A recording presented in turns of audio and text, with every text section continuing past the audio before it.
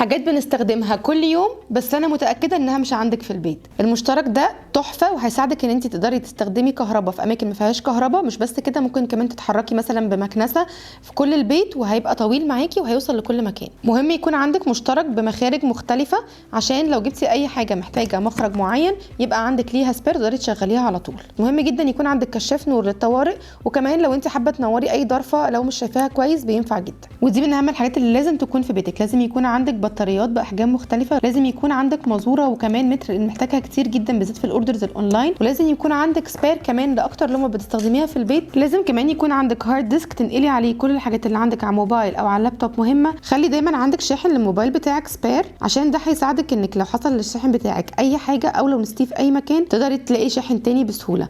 ولازم تخزنيه بالطريقه دي عشان يفضل كويس معاكي وما يحصلوش اي حاجه. ودول هتلاقيهم في اي محلات وسعرهم رخيص جدا، مش بيكمل 10 جنيه.